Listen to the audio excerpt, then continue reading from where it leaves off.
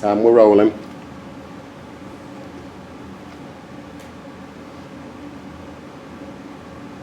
So, what happens now? If you call this number, they'll be able to help.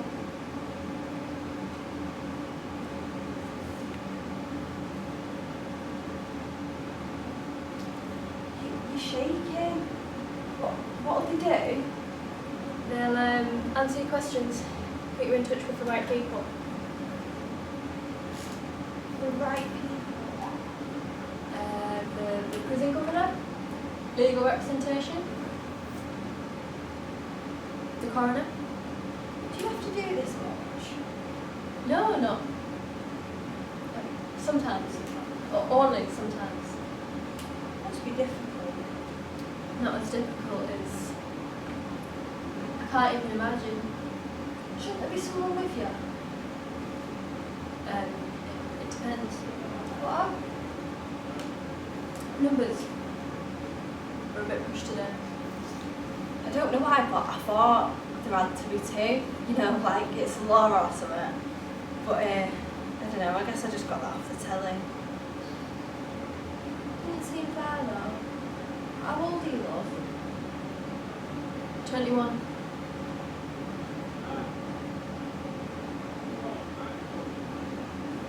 The next steps. Before they can issue anything, you will need to formally identify June's body. Her name was Janine. I'm so sorry. You know, they told me she'd be safe.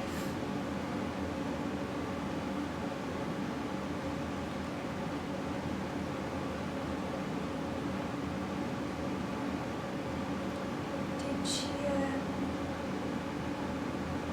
you know, leave it?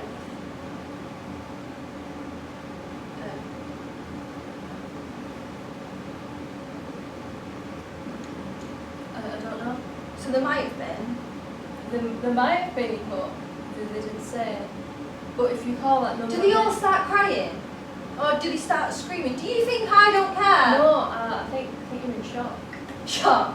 No. I'm not in shock. I'm not shocked. She got 4 years. Do you ever meet her? No, I'm from the local station. They ring us so we can get to you quickly. Yeah, that's right. I forgot it's a long way in it.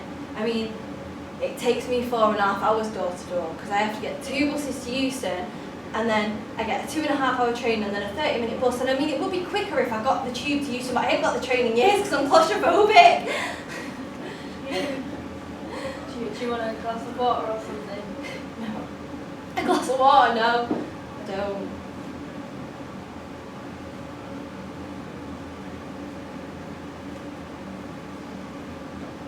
She's got a little girl, you know.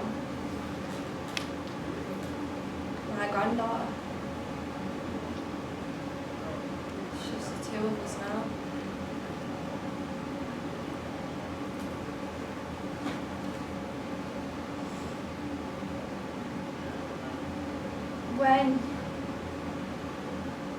When you go, I don't really know what I'm supposed to do.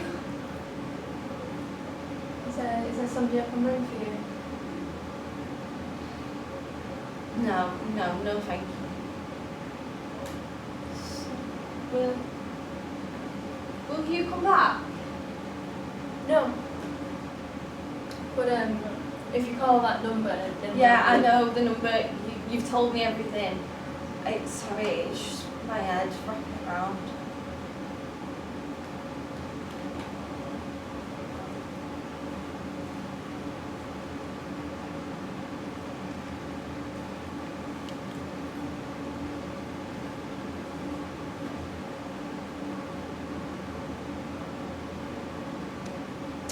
Excellent, thank you. We're still rolling, so Zarqa, would you just take a seat?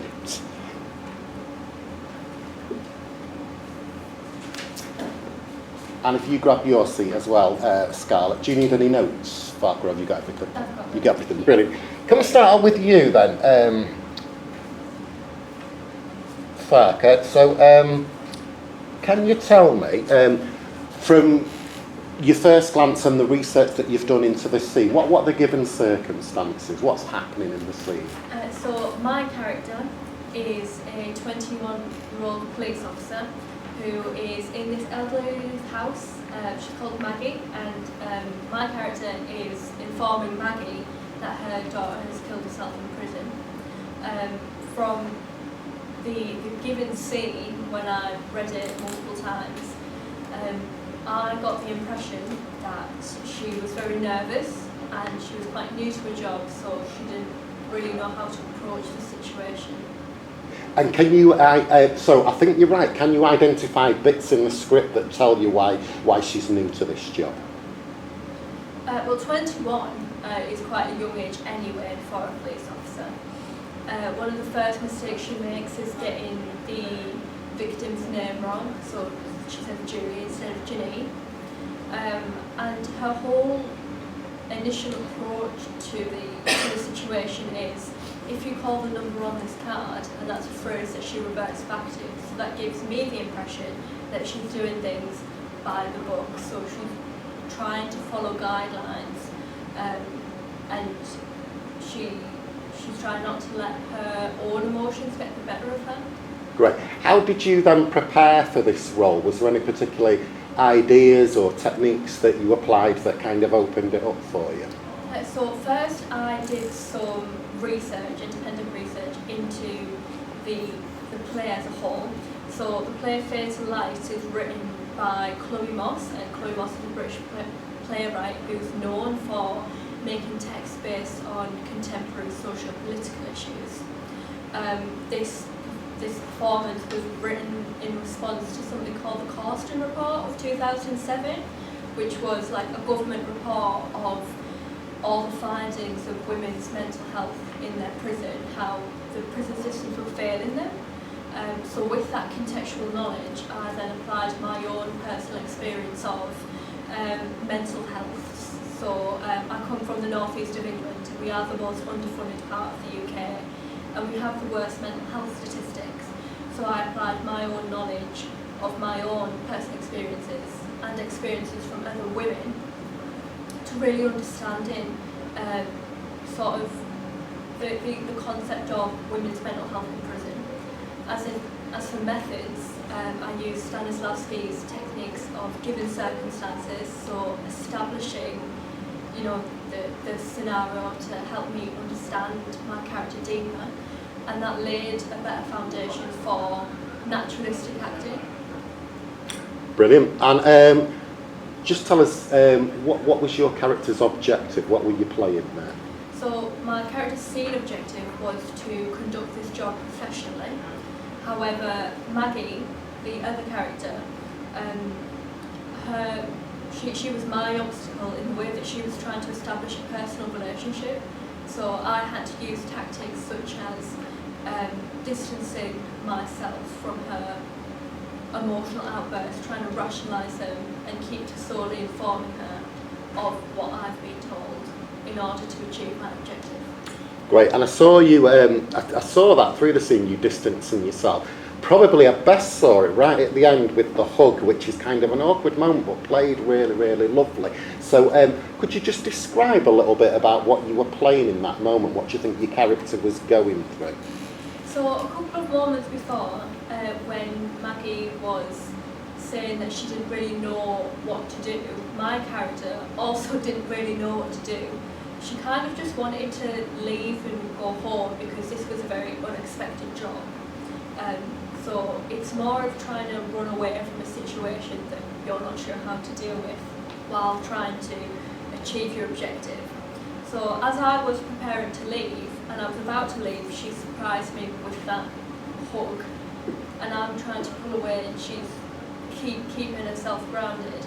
So then that puts me in internal conflict because I need to do my job professionally, but she's not letting me. So it was very, very much a moment of inner conflict. Thank you. I'm just going to move on to Scarlett, but just before I do, is there anything that you've that I've not asked, but there's something that you'd like to say?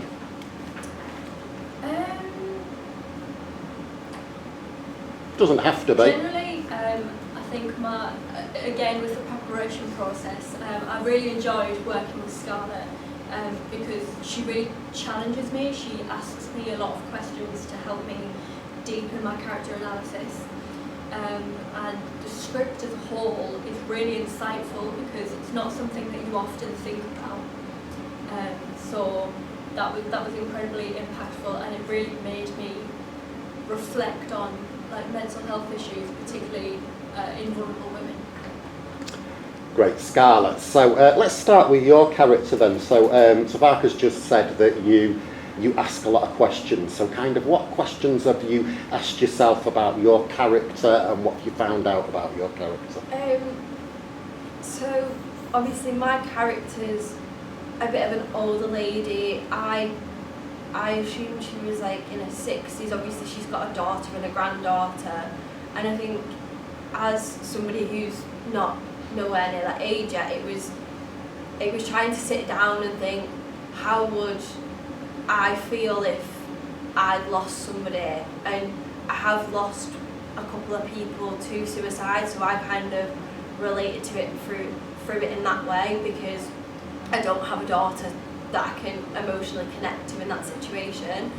And like thinking about why she's alone, because she's not a partner, so I thought a lot into who's her daughter's father, why are they not together, and I just put it down to that they'd split, because by the reaction of her daughter's death it seemed she was quite taken back by it, like she'd never lost someone before. So I worked out that she'd maybe not lost her partner and that they'd chosen to separate because she didn't know how to deal with like the steps of dealing with somebody who's passed away. And then I had to think about what it was like for her to have a grandchild, and that realisation of I've not just got to look after my granddaughter for 4 years, her life is now in my hands, because she knows that a daughter's never coming back to take over the responsibility of being a parent. Great, just digging a little bit deeper in that. So I think you're right that this is a character that's older than you, but you've found stuff to relate to, which is a good process. Could you identify any moments in the script where you felt, actually, I can emotionally relate to what she's thinking or feeling here because? I think one of the things that I kind of connected to was when she questioned if she had someone with her and if it was normal for her to be on her own, because I've been in that situation where someone's told me that and my first instinct is, well, let's just distract from that. So my tactic, one of my recurring tactics throughout, was to distract the police officer, because I wanted to not really think about it. And then there was moments when it does hit you, and being somebody who's felt that before, thinking back to that and then being in the scene, when she said things like, oh, they said she'd be safe, that's one of the moments where I sit in the moment and feel how I felt when I'd kind of thought back to people I've lost before. So you started talking about tactics then, and you're almost talking about it. So could you tell me a bit about what you think your character wants in this moment? So I think my character's objective is that she wanted comfort from the police officer, because, like I previously said, she's not got a partner, she's lost a daughter, and she says, one of the lines she says is, my granddaughter, so she's here with me now, it's just the two of us, which makes me think that she's not got another adult in her life to speak to about this, and she can't just go and put it on her granddaughter because she won't understand what's happened, and it's not fair to like trauma dump on a young child. And I think she really just is trying to establish a connection with the police officer, but obviously the police officer is like my obstacle in a sense, because she's obviously new, doesn't understand, like Zarqa said, she's only young, she's probably just got out of like training, she's there on her own because they're understaffed, and now she's just trying to refer back to this card, and I was just kind of sat there playing with the card in my hands thinking I don't really care about the card, because especially as someone that's elderly, I don't know what this card's going to do. It's got a number on it, and what? I want someone to sit there and talk to me and explain everything to me, and just to be like, it's going to be okay. But obviously, as a police officer trying to remain professional, they shouldn't be emotionally connecting with people that they're working with in the public. Excellent. So, could you identify a line from either of the characters where you think this really illustrates what I've just been talking about, and it's kind of like the drama and the conflict? It's a big moment in the scene. I think obviously when the police officer gets the daughter's name wrong, because throughout the whole like first page of the scene, I feel like Maggie's just still trying to process, but just trying to have a chat really. But then it's like that's when she snaps and it hits her properly that her daughter's gone, when she says Julie instead of Janine. And I think Maggie just kind of goes, no, right, you're here to do your job professionally, but the fact that you don't know the person's name is on a level unprofessional. And then the police officer apologises, and then it sinks in more, and she turns around and says they said she'd be safe. And I think in Maggie's head she knew that her daughter was obviously going through things, for her to be in a facility where she needed to be safe. So I think she's kind of pushing onto the police officer that, not blaming her, but somebody that's part of your establishment has told me that my daughter's going to be safe and now she's gone. And I feel like she lashes out a bit at the police officer. So, final thing then, is there anything that I've not asked you that you'd like to say? I don't think so. I just think, like Zarqa said, I did do a lot of research into what was going on, like 2007 to 2012, and a lot of the media coverage on like women's mental health and the increased rates of suicide and self-harm in prisons. Because before I read this, I knew it was going on, but I didn't realise how severe the issues were and the mistreatment of these people that are suffering. And I think once I'd read the scene and then did the research and then came back to the scene, I felt more of a connection to the character, because I wouldn't want one of my family members or friends to be in prison and then feel like that. So I think that's another way of kind of connecting to the character.